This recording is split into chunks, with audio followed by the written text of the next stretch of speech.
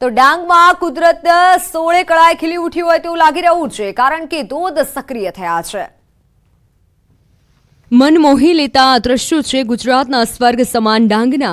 અહીં મેઘરાજા મન મૂકી વરસતા ડાંગમાં કુદરતી સૌંદર્ય 16 કળાએ ખીલી ઉઠ્યું છે. ડાંગ જિલ્લામાં આવેલા ધોધ જીવંત થઈ ખડખડ વહેતા થતા આ દ્રશ્યો કોઈ જન્નતથી ઓછા નથી લાગી રહ્યા. વઘઈ ખાતે આવેલી ઉમરા ખાડીમાં પાણીની આવક વધતા નદી નાળા અને ઉપરના ધોધ વહેતા થયા છે. નાના મોટા ધોધ સક્રિય થઈ જતા હાલ અહીંની ભવ્યતા જોવાલાયક થઈ ગઈ છે. આ દ્રશ્યો જોઈને તમારી આંખોને ચોક્કસ ઠંડક પહોંચશે. ધોધ ઘણો જ જાજરમાન અને રૌદ્ર લાગે છે. ઘણી દૂરથી ધોધની ગર્જના સંભળાય છે. આ ધોધને જોવા આવેલા લોકો તેની સામેથી હટી નથી રહ્યા. ધોધ પરથી પડતા પાણીનો અવાજ જાણે અહીં અલગ જ માનસિક શાંતિનો અનુભવ આપે છે.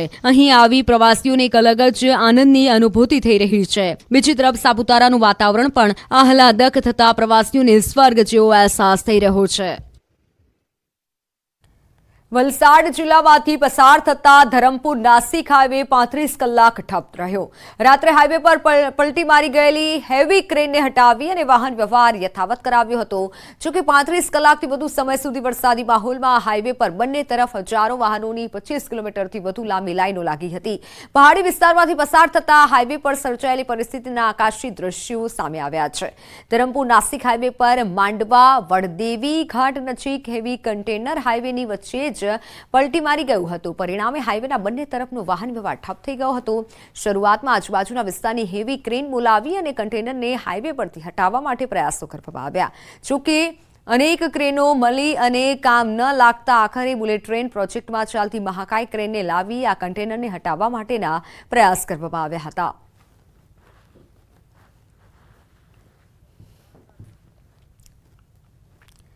સલામત સવારી એસટી અમારી.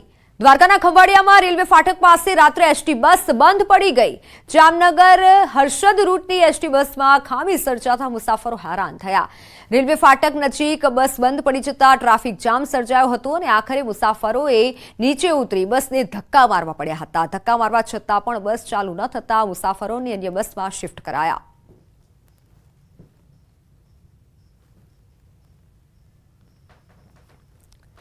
બે દિવસના વિરામ બાદ ભાવનગરમાં મેઘરાજાની હાજરી જોવા મળી. ભાવનગર શહેરમાં ધોધમાર વરસાદ પડ્યો. શહેરના કાળિયાબીડ વિરાણી સર્કલમાં ગોઠણસમા પાણી ભરાયા. શહેરના કાળિયાબીડ ભગવતી સર્કલ તેમજ Virani circle, jeweller circle, Ram મંત્ર મંદિર સહિતના વિસ્તારોમાં વરસાદી પાણી વરસ્યા. વરસાદી પાણી ભરાયા હતા. તમામ વિસ્તારોમાં ભાવનગરમાં અત્યારે વરસાદ વરસી રહ્યો છે.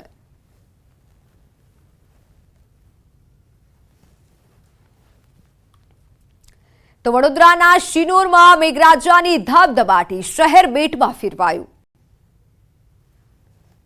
વડોદરાના શિનોરમાં વરસાદે તોફાની બેટિંગ કરી. શિનોર, તરવા, ઉતરાજ, ટિમ્બરવા ગામમાં ભારે વરસાદ પડતા રોડ પાણી થઈ ગયા હતા. શિનોરમાં તો વરસાદે ગણતરીની કલાકોમાં જ શાનદાર બેટિંગ કરતા શિનોરની મુખ્ય બજાર પાણીથી છલકાઈ હતી. બજારમાં જાણે નદી વહેતી હોય તેવા દ્રશ્યો સામે આવ્યા. રોડ પર પાણી ભરાતા વાહનો ફસાયા. રેલવે ગરનાળામાં પાણી ભરાતા વાહન ચાલકોની મુશ્કેલી વધી. વાહનો પાણીમાં બંધ પડી જતા ધક્કો મારી અને બહાર કઢાયા. ગરનાળામાં પાણી ભરાતા 2 કિલોમીટર ફરી અને વાહન ચાલકો જવા મજબૂર બન્યા. તો ગાંધીનગરમાં આજે સહકારિતા દિવસની ઉજવણી, આંતરરાષ્ટ્રીય સહકારિતા દિવસની ઉજવણી કરાશે. પ્રથમવાર સહકારિતા દિવસની રાષ્ટ્રીય કક્ષાની ઉજવણી. ગાંધીનગરના મહાત્મા મંદિરમાં કાર્યક્રમનું આયોજન. સહકારિતા મંત્રી અમિત શાહ ઉપસ્થિત રહેશે. 200 જેટલા રાષ્ટ્રીય કક્ષાના આગેવાનો પણ હાજર રહેવાના છે. 1923થી જુલાઈ માસના પ્રથમ શનિવારે ઉજવણી. મહત્વનું છે કે સહકારિતા ક્ષેત્રે ભારતે હરણફાળ પ્રગતિ કરી છે અને ત્યારે ગુજરાત પણ સહકારી પ્રવૃત્તિને વેગ આપી સમૃદ્ધિ તરફ આગળ વધતું રાજ્ય છે. રાજ્યમાં દૂધ મંડળીઓની સંખ્યા 16,000 સુધી પહોંચી. સહકારિતાથી દૈનિક દૂધ કલેક્શન 62 લાખ લીટરથી વધી 290 લાખ લીટર થયું છે. ગુજરાતના સહકાર ક્ષેત્રની સિદ્ધિ અંગે વાત કરીએ તો અગાઉ રાજ્યની બજાર સમિતિઓનું ટર્નઓવર માત્ર ₹8,000 કરોડ હતું, જે આજે વધી ₹42,000 કરોડ સુધી પહોંચ્યું છે. જ્યારે બજાર સમિતિની આવક ₹72.80 કરોડથી વધી 460 કરોડ જેટલી થઈ છે. સાથે જ બજાર સમિતિના ગોડાઉનનો સંગ્રહ ક્ષમતા પણ 4.33 લાખ મેટ્રિક ટનથી વધી અને 13.46 લાખ મેટ્રિક ટન જેટલી થઈ છે. ફોનલાઈન પર સંવાદદાતા ગૌતમ શ્રીમાળી જોડાઈ ચૂક્યા છે। ગૌતમ, ગાંધીનગરમાં આજે કાર્યક્રમનું આયોજન છે, કોણ કોણ ઉપસ્થિત રહી શકે છે, કેવી રૂપરેખા કાર્યક્રમની? ચોક્કસથી આજે સહકારથી સમૃદ્ધિનો કાર્યક્રમ જે છે તે ગાંધીનગર ખાતે યોજાવાનો છે ને આ કાર્યક્રમના અધ્યક્ષસ્થાનની વાત કરવામાં આવે તો કેન્દ્રીય ગૃહ અને સહકારિતા મંત્રી અમિત શાહના અધ્યક્ષસ્થાને મહાત્મા મંદિર ખાતે આ કાર્યક્રમ યોજાવાનો છે, જેમાં સહકાર ક્ષેત્ર સંકળાયેલા તમામ નામી ઉપનામી જે લોકો જે છે તે હાજરી આપવાના છે અને 102માં આંતરરાષ્ટ્રીય સહકાર દિવસની ઉજવણીના ભાગરૂપે આ સહકારથી સમૃદ્ધિ કાર્યક્રમનું આયોજન કરવામાં આવ્યું છે અને તેમાં મોટી સંખ્યાની અંદર સહકાર ક્ષેત્ર જોડાયેલા લોકો પણ હાજર રહેવાના છે। મહત્વનું સાથે સાથે એ પણ છે કે સહકારી ક્ષેત્રની અંદર જે પાયલોટ પ્રોજેક્ટ ચાલી રહ્યા છે તેની મુલાકાત જે છે તે પણ થઈ શકે છે, સમીક્ષા પણ થઈ શકે છે। મહત્વનું સાથે સાથે એ છે કે મહિલા દૂધ ઉત્પાદકોને 0% વ્યાજે રૂપી ક્રેડિટ કાર્ડનું વિતરણ જે છે તે પણ આ સહકારની સમૃદ્ધિ કાર્યક્રમ અંતર્ગત જે છે તે યોજાવાનું છે। સાથે સહકાર ક્ષેત્ર વધુ ને વધુ સુદૃઢ કેવી રીતે બને તે માટે પણ મંથન થશે અને તે મુદ્દે પર ચર્ચા થશે। જી બિલકુલ, આભાર માહિતી બદલ। સુરતના માંગરોળના પાલોદ જીઆઈડીસી સીમામાં આવેલી કંપનીમાં ભીષણ આગની ઘટના બની। જીએમડીસી પ્લાસ્ટિક ગલીમાં આવેલી સાઈ લક્ષ્મી કંપનીમાં ભીષણ આગ લાગી।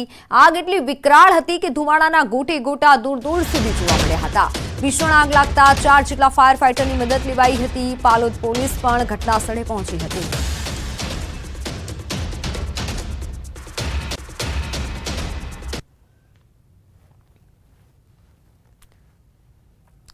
માંગરોળના પાલોદ જીઆઈડીસીમાં આગની ઘટના બની છે અને ફાયર ફાઈટર દ્વારા આગ પર કાબુ મેળવવાના પ્રયાસો કરવામાં આવી રહ્યા છે। ફોનલાઈન પર સંવાદદાતા કેતન પટેલ જોડાઈ ચૂક્યા છે। કેતન, આગને કેટલી કાબુમાં લેવાઈ છે, શું કોઈ જાનહાની? ચોક્કસથી વાત કરું તો માંગરોળ તાલુકાના પાલોદ જીઆઈડીસી વિસ્તારની અંદર એક કંપની જે વહેલી સવારે જીએમ પ્લાસ્ટિક ની ગલીની અંદર સાઈ લક્ષ્મી કંપનીની અંદર ભીષણ આગ લાગી હતી। આગ લાગવાથી વિકરાળ સ્વરૂપ ધારણ કર્યું હતું, પરંતુ ત્યાં 4 જેટલા ફાયરોની ગાડીઓ ઘટના સ્થળે પહોંચી પાણીનો મારો ચલાવતા હાલ આગ ઉપર કાબુ મેળવવાના ફાયર ફાઈટર દ્વારા પ્રયાસ હાથ ધરવામાં આવી રહ્યા છે। તો બીજી તરફ માંગરોળ તાલુકાના પાલોદ પોલીસ પણ ઘટના સ્થળે પહોંચી છે અને હાલ કોઈ આગમાં જાનહાનિના અહેવાલ પ્રાપ્ત થયા નથી। તો ચોક્કસપણે એ પણ કહી શકાય એમ છે કે આગ લાગવાનું કારણ પણ હજી અકબંધ છે। ક્યાંક ને ક્યાંક અનુમાન શોર્ટ સર્કિટનું માનવામાં આવી રહ્યું છે। જી મિત્તલ। બિલકુલ કેતન, આભાર માહિતી બદલ। તો હાલ શોર્ટ સર્કિટના કારણે આગ લાગી હોય તેવું અનુમાન સેવવામાં આવી રહ્યું છે। રાજકોટમાં અગ્નિકાંડ મામલે વધુ એક અધિકારી સસ્પેન્ડ કરાયા છે। એટીપીઓ રાજેશ મકવાણાને સસ્પેન્ડ કરાયા છે।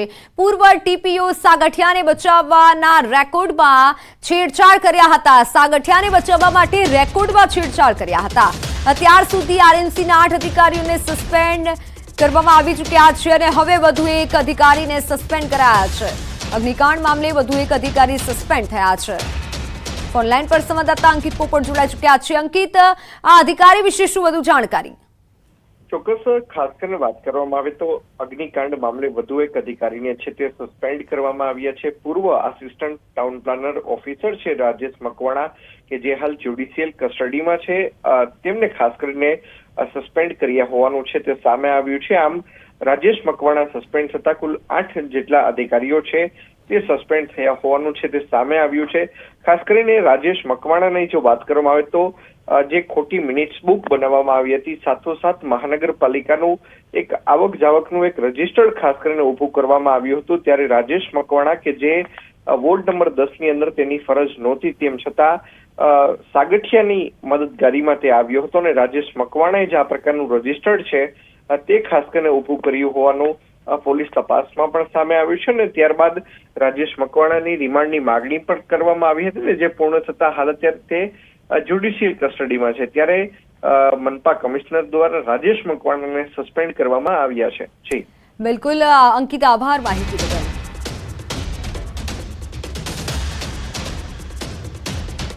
તો હાલ સમાચારોમાં સમય થયો છે વિરામનો। આપ જોતા રહો ન્યૂઝ 18 ગુજરાતી।